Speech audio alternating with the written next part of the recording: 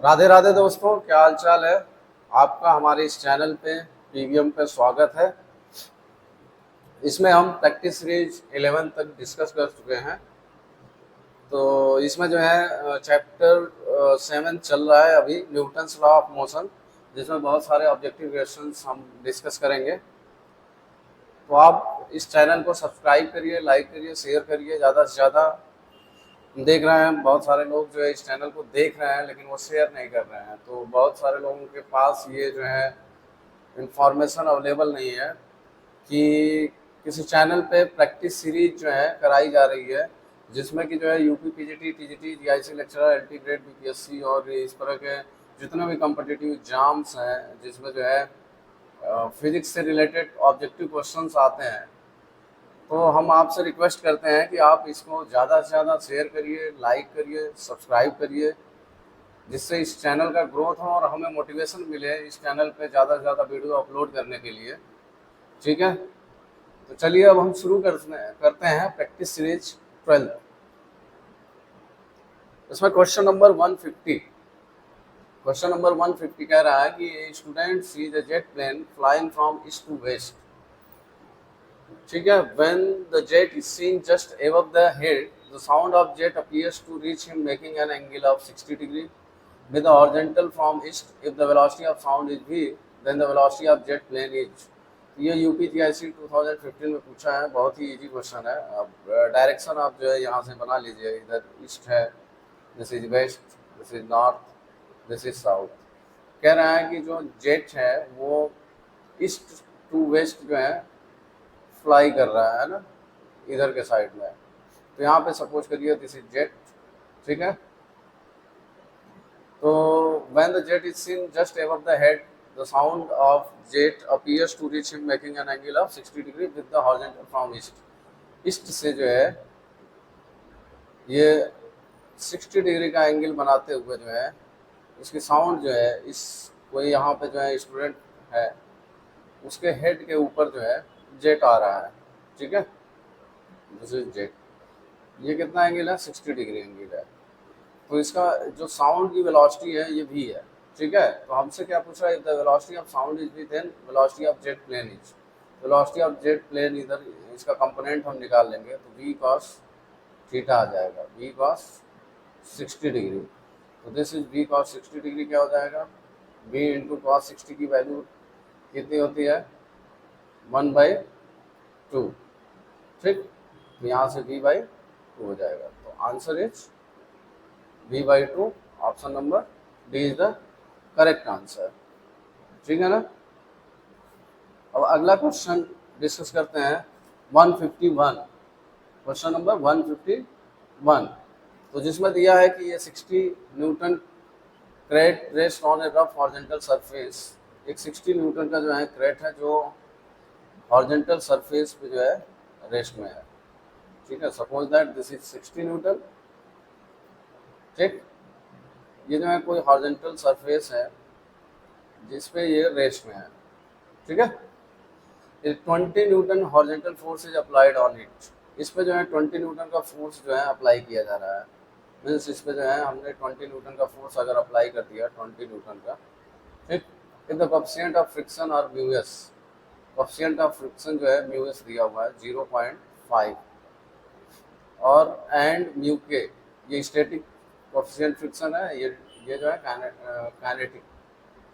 ठीक है, when the object is moving, तो उस समय जो इसका जो है कोएफिशिएंट फ्रिक्शन होगा उसकी वैल्यू म्यू के इक्वल टू 0.4 दिया हुआ है। The magnitude of the frictional force पूछ रहा है, तो magnitude of the frictional force, तो फ्रिक्शनल फोर्स अगर ये इधर की तरफ चल रहा है तो फ्रिक्शनल फोर्स इधर की तरफ लगेगा। तो हम निकालेंगे F इक्वल टू, यहाँ से क्या हो जाएगा N, है ना, ये N हो जाएगा और यहाँ पे ये 60 एम जी इक्वल टू क्या हो जाएगा, इसका 60 न्यूटन हो जाएगा। ठीक, तो यहाँ से कैलकुलेट करते हैं, इसकी वैल्यू कैलकुलेट करते हैं। म्यू एस फ्रिक्शनल फोर्स की वैल्यू क्या होती है, म्यू एस इंटू एन। तो यहाँ से म्यू एस एन की वैल्यू क्या है, एन इक्वल टू 60 न्यूटन। ठीक, यहाँ आर भी लिख सकते हैं, रिएक्शन है। ठीक है। तो म्यूएस की वैल्यू 0.5 है इंटू एन, एन की वैल्यू 60 है, तो that gives the value 30 Newton. तो आप देख सकते हैं जो ये फ्रिक्शनल फोर्स है 30 न्यूटन, ये जो है अप्लाइड फोर्स से ज़्यादा है, F is greater than applied force. ठीक है, स्टैटिक फ्रिक्शन जिसको हम स्टैटिक फ्रिक्शन कहते हैं, फ्रिक्शनल फोर्स कहते हैं, तो ये जो है ज़्यादा है। तो इसलिए इस केस में हमेशा जो है जो फ्रिक्शनल फोर्स की वैल्यू आएगी वो हमेशा हम जो है जो अप्लाइड फोर्स है वही लेंगे जब ज़्यादा होगा तब। ठीक है, तो यहाँ पे 21 newton, option number B is the correct answer. Question number 152, one end of uniform wire of length L and weight W is attached rigidly to a point in the roof and weight W1 is suspended from its lower end। कह रहा है कि एक जो है uniform wire of length ले लेंगे, जो है जो रूफ से जो है, ये रूफ मान लीजिए, ये रूफ है, यहाँ से एक यूनिफॉर्म वायर ऑफ लेंथ जो है, थोड़ा अच्छे से बना देते हैं इसको, है ना। तो यहाँ से इरेज कर देते हैं इसको। ठीक है, तो यूनिफॉर्म वायर ऑफ लेंथ ले लेंगे, यहाँ पे एक वायर हो गया यूनिफॉर्म लेंथ का, ये इसका लेंथ कितना है, एल है। ठीक है, इसका वेट है डब्लू है, इसका वेट कितना है, वेट डब्लू है, और इसे एक सस्पेंड किया जा रहा है वेट अलग से, W1 वेट। ठीक है, लोअर एंड से। तो if S is the area of the cross section two the wire, cross section area जो है कितना है, एस है, एरिया कितना एस है, वेट कितना है, डब्लू है वायर का, ये वायर के लिए लिख रहा है। ठीक है, तो पूछ रहा था stress in the wire eight A height L/4 from its lower and is, RPSC lecture 2020 में पूछा है। देखिए यहाँ से L/4 डिस्टेंस पे अगर हम देखेंगे तो यहाँ सपोज कर लिए दिस इज L/4 डिस्टेंस। तो L/4 डिस्टेंस क्योंकि ये यूनिफॉर्म लेंथ है तो इसका जो है वेट कितना हो जाएगा, W/4 हो जाएगा इतने पार्ट का। ठीक, तो टोटल वेट कितना हो जाएगा, टोटल वेट अगर निकालेंगे, टोटल वेट, तो टोटल वेट इक्वल टू क्या हो जाएगा, W/4 प्लस W1। ठीक है, तो हम स्ट्रेस निकालेंगे, स्ट्रेस का फॉर्मूला क्या होता है, स्ट्रेस इक्वल टू होता है force upon area, force upon area. तो यहाँ पे रख देंगे जो है फोर्स की वैल्यू क्या है, फोर्स यही है W/4 प्लस W1 अपॉन क्या हो जाएगा, एरिया की वैल्यू S है। तो एरिया की वैल्यू S दिया है, यहाँ से कौन सा ऑप्शन करेक्ट है, option number B is the correct answer. ठीक है, question number 153, a 40 newton crate is resting on a rough horizontal surface. ठीक है, इस टाइप का क्वेश्चन हम कर चुके हैं, ये 40 न्यूटन का है। ठीक, और कह रहा है ये 12 newton horizontal force is then apply, इस पे जो है 12 न्यूटन का हॉरिजॉन्टल फोर्स अप्लाई किया जा रहा है, ये कैपिटल एफ मान लेते हैं। If the coefficient of friction mu S, इसकी वैल्यू दिया गया है 0.5 और म्यू के की वैल्यू दिया गया है 0.4। एक चीज़ देखिए यहाँ पे, जो स्टैटिक फ्रिक्शन होता है is greater than kinetic friction.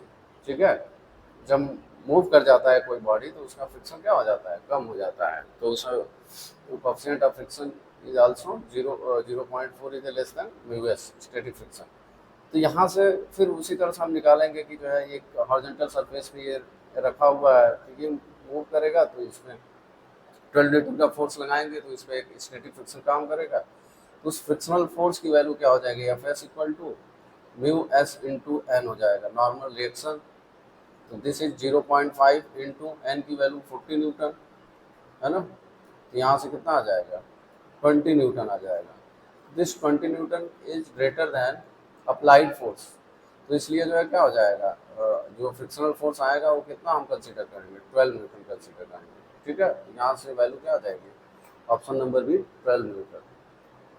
Question number 154, ये 2.5 kg iron ball has same diameter as a 1.25 kg aluminium ball. तो चलिए हम एक बॉल बनाते हैं जिसका डायमीटर जो है सेम है, बट वेट क्या है, इसका वेट 2.5 kg है, सॉरी इसका मास दिया है ना, ये मास दिया है m इक्वल टू 2.5 kg, इसका मास दिया हुआ है ये आयरन बॉल है और ये एल्युमिनियम बॉल है, तो इसका मास दिया हुआ है 1.25 kg। ठीक है। The balls are dropped at the same time from a cliff just before they reach the ground, they have same. तो इसमें पूछ रहा है कि क्या इसमें से जो है सेम होगा। अगर दो बॉल है अलग अलग मास के, तो उसको जो है अगर हम ड्रॉप कर रहे हैं किसी क्लिप से, तो उस टाइम पे जब ड्रॉप करेंगे तो उस पर क्या सेम एक्ट करेगा जो है। ठीक है। तो पहला एक्सेलरेशन, तो यहाँ एक्सेलरेशन कौन सा एक्सेलरेशन एक्ट करेगा। अगर इसको फ्री फॉल कराया जाए तो जो है यहाँ पे acceleration due to gravity work करेगा। एक्सेलरेशन ड्यू टू ग्रेविटी, जो कि ये जो है सेंटर की तरफ, अर्थ के सेंटर की तरफ लगता है, टुवर्ड्स अर्थ सेंटर, है ना, अर्थ सेंटर की तरफ लगता है। तो ये तो चेंज नहीं होगा दोनों के लिए जो है। तो इसका मतलब option number A is the correct answer हो जाएगा। ठीक है, ऑप्शन नंबर ए। ठीक है ना, बाकी जो है इनकरेक्ट होंगे, बाकी सब चेंज हो जाएंगे। पोटेंशियल एनर्जी भी चेंज होगा, काइनेटिक एनर्जी भी चेंज हो जाएगा, मोमेंटम भी चेंज हो जाएगा। वेलोसिटी जैसे जैसे इंक्रीज करेगी वैसे वैसे जो है उसका मोमेंटम अलग होगा, काइनेटिक एनर्जी अलग होगी। Question number 155। A body is moved along a straight line by a machine delivering constant power. The distance moved by the body in time t is proportional to। तो हमें निकालना है कि अगर किसी बॉडी पे जो है हम पावर अप्लाई कर रहे हैं, मीन्स फोर्स अप्लाई कर रहे हैं, एक तरह से हो गया ना, तो पावर इक्वल टू क्या होता है W/T। अगर हम फोर्स अप्लाई करेंगे तो ये बॉडी जो है मूव कर जाएगी। तो मशीन डिलीवरिंग कांस्टेंट पावर, एक मशीन है वो कांस्टेंट पावर डिलीवर कर रही है, तो एस डिस्टेंस हम मान लेते हैं कि मूव कर रही है किसी टाइम टी पर। तो P इक्वल टू W/T, यहाँ W की वैल्यू क्या आ जाएगी F/S/T, और इसमें एक्सेलरेशन कितना हो जाएगा मास इंटू ए अपॉन टी। ठीक है। यहाँ से अब हम निकालेंगे थर्ड लॉ ऑफ इक्वेशन से, मोशन के जो है जो थर्ड इक्वेशन है उससे हम जो है यहाँ पे S equal to ut plus half AT² apply करेंगे यहाँ पे। तो यहाँ से हम देखेंगे कि अगर जो है यहाँ पे इनिशियल वेलोसिटी इसकी जो है u इक्वल टू 0 है, यहाँ पे v मान लेते हैं, तो ये S इक्वल टू क्या हो जाएगा 0 प्लस हाफ AT²। यहाँ से आप निकाल सकते हैं a की वैल्यू, तो p इंटू टी अपॉन क्या हो जाएगा m इंटू एस। ठीक, तो s इक्वल टू क्या हो जाएगा हाफ a की जगह पर रख देंगे p into T upon m into S into T²। तो यहाँ से हो जाएगा S² equal to half m into P into T⁻3। तो S इक्वल टू क्या हो जाएगा, ये P/2m उसमें लिख देते हैं स्क्वायर रूट, और T⁻3 भी स्क्वायर रूट में हो जाएगा। तो यहाँ से हम देख सकते हैं कि S जो है S प्रोपोर्शनल टू T⁻3/2। ठीक है। तो यहाँ से जो है ऑप्शन नंबर क्या हो जाएगा C is the correct answer. When a hanging carpet is beaten with a stick, dust particles start coming out of it. This phenomena is best example of। तो ये फिनोमेना किस पे जो है किस पे लागू होता है जो है, मतलब कौन से नियम से ये जो है हम गवर्न करते हैं इसको, जो है इस फिनोमेना को कैसे देखते हैं। Question number 156. When a hanging carpet is beaten with a stick, dust particles start coming out of it. This phenomena is best example of। ये फिनोमेना, इस फिनोमेना का जो है कौन सा एग्जाम्पल है। अरे यार कुछ भी बोल दे रहा है। This phenomena is best example of, किस लॉ का जो है बेस्ट एग्जाम्पल है ये बोलना है। Question number 156. When a hanging carpet is beaten with a stick, dust particles are coming out of it. This phenomena is best example of। देखिए UPTGT 2013 में पूछा है, बहुत ही इजी क्वेश्चन है। तो इसमें जो है ये पूछ रहा है कि किसका ये बेस्ट एग्जाम्पल है। तो किसका बेस्ट एग्जाम्पल है, first law of Newton first law of motion का है, जिसमें लॉ ऑफ इनर्शिया बोलते हैं। फर्स्ट लॉ क्या होता है, लॉ ऑफ इनर्शिया। ठीक है। तो इसका एग्जाम्पल है, अगर कोई बॉडी रेस्ट में है तो रेस्ट में रहेगी, मोशन में है तो मोशन में रहेगी जब तक कि कोई उसमें एक्सटर्नल फोर्स अप्लाई ना किया जाए। ठीक है ना। तो इसका जो है ऑप्शन नंबर क्या हो जाएगा, A is the correct answer. Option number A is the correct answer. ठीक। Question number 157, 1 kg weight is equal to. तो देखिए यहाँ पर 1 kg वेट कह रहा है, तो मास दिया 1 kg और हमको वेट निकालना है, तो W इक्वल टू होता है m इंटू जी। तो m 1 kg इंटू जी, जी की वैल्यू अगर हम 9.8 लेते हैं तो ये कितना हो जाएगा, 9.8 न्यूटन हो जाएगा। ठीक है। तो 1 kg वेट कितना होता है, 9.8 Newton. Option number A is the correct answer. Question number 158. A body of mass 2 kg is moving with a constant velocity of 4 metre पर सेकेंड। कोई बॉडी है, ठीक है, इसका मास दिया हुआ है m इक्वल टू 2 kg दिया गया है। कह रहा है कि ये जो कांस्टेंट वेलोसिटी v से जो है मूव कर रही है 4 मीटर पर second. This velocity is constant, there is no change in velocity. ठीक। On a frictionless table, the force required to keep the body moving with the same velocity will be। ये UPTGT 2011 में पूछा गया है। तो इसमें आप देखिए कि जो है अगर वेलोसिटी कांस्टेंट है you will get the acceleration what, zero. तो फोर्स क्या हो जाएगा, zero. How much force will applied, zero force. तो यहाँ पे option number B is the correct answer हो जाएगा। ठीक है। Question number 159. A particle P is sliding down a frictionless hemispherical bowl. See the figure. It passes the point A at t equal to 0. ये जो है यहाँ से चल रहा है और t equal to 0 पे पास कर रहा है यहाँ से इस पॉइंट P को, and has the horizontal component of its velocity equal to v। इसका horizontal component क्या है, यहाँ पे v है।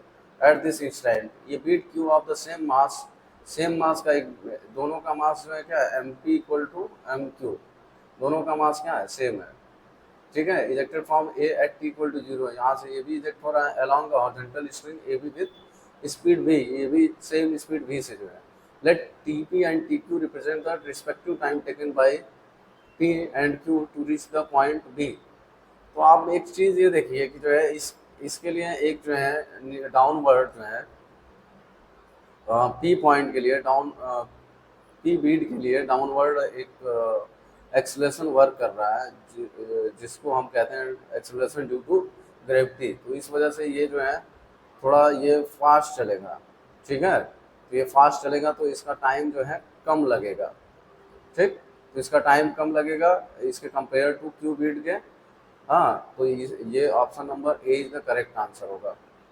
ठीक है। इसमें कोई कैलकुलेशन नहीं है, जस्ट एक जो है फोर्स का कॉन्सेप्ट है कि जो है एक्सेलरेशन इधर जो है आपका वर्क करेगा due to acceleration due to gravity.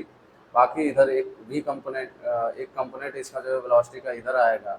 तो इसलिए इसको जो है ये कवर करने में, ये पाथ कवर करने में कम टाइम लगेगा कंपेयर टू क्यू के। ठीक है। तो option number A is the correct answer. ठीक है। ये था जो है आपका प्रैक्टिस सीरीज 12, जिसमें हमने जो है न्यूटन्स लॉ ऑफ मोशन से कई सारे क्वेश्चन डिस्कस किए। आगे और भी जो है न्यूटन्स लॉ ऑफ मोशन से अभी क्वेश्चन डिस्कस करने बाकी है, तो आप इसको अच्छे से देखिए। और कोई डाउट हो किसी भी क्वेश्चन में, अगर आपको लगता है कि कोई डाउट है तो उसको जो बेहिचक आप जो है उस डाउट को कमेंट सेक्शन में जो है बताइए हमें, हम उस पर जो है डिटेल एक्सप्लेनेशन आपको भेजेंगे। अगर इस लेक्चर से अगर आपको जो है वो डाउट क्लियर नहीं हुआ है तो ठीक है। तो ठीक है, मिलते हैं अगले प्रैक्टिस सीरीज में। राधे राधे, तब तक के लिए।